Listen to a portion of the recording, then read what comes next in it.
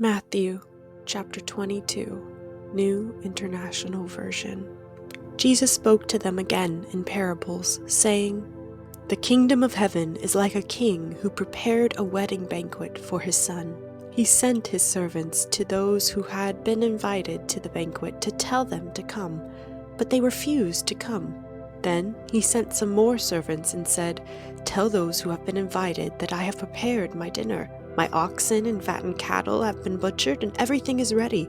Come to the wedding banquet.' But they paid no attention and went off, one to his field, another to his business. The rest seized his servants, mistreated them, and killed them. The king was enraged. He sent his army and destroyed those murderers and burned their city. Then he said to his servants, 'The wedding banquet is ready, but those I invited did not deserve to come. So go to the street corners and invite to the banquet anyone you find.' So the servants went out into the streets and gathered all the people they could find, the bad as well as the good, and the wedding hall was filled with guests. But when the king came in to see the guests, he noticed a man there who was not wearing wedding clothes. He asked, 'How did you get in here without wedding clothes, friend?' The man was speechless. Then the king told the attendants, 'Tie him hand and foot and throw him outside, into the darkness, where there will be weeping and gnashing of teeth. For many are invited, but few are chosen.' Then the Pharisees went out and laid plans to trap him in his words. They sent their disciples to him, along with the Herodians. 'Teacher,' they said, 'we know that you are a man of integrity and that you teach the way of God in accordance with the truth. You aren't swayed by others because you pay no attention to who they are. Tell us then, what is your opinion? Is it right to pay the imperial tax to Caesar or not?'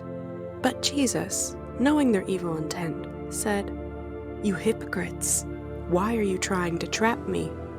Show me the coin used for paying the tax.' They brought him a denarius, and he asked them, 'Whose image is this, and whose inscription?' 'Caesar's,' they replied. Then he said to them, 'So give back to Caesar what is Caesar's, and to God what is God's.' When they heard this, they were amazed. So they left him and went away.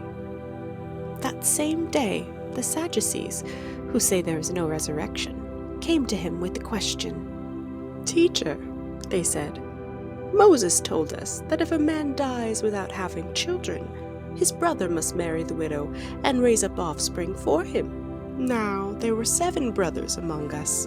The first one married and died, and since he had no children, he left his wife to his brother.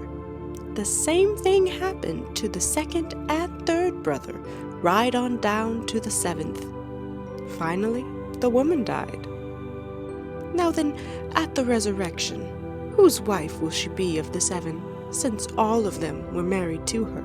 Jesus replied, 'You are in error because you do not know the Scriptures or the power of God. At the resurrection, people will neither marry nor be given in marriage. They will be like the angels in heaven. But about the resurrection of the dead, have you not read what God said to you? I am the God of Abraham, the God of Isaac, and the God of Jacob? He is not the God of the dead, but of the living.' When the crowds heard this, they were astonished at his teaching. Hearing that Jesus had silenced the Sadducees, the Pharisees got together. One of them, an expert in the law, tested him with this question, 'Teacher, which is the greatest commandment in the law?' Jesus replied, 'Love the Lord your God with all your heart, and with all your soul, and with all your mind. This is the first and greatest commandment, and the second is like it. Love your neighbor as yourself. All the law and the prophets hang on these 2 commandments.' While the Pharisees were gathered together, Jesus asked them, 'What do you think about the Messiah?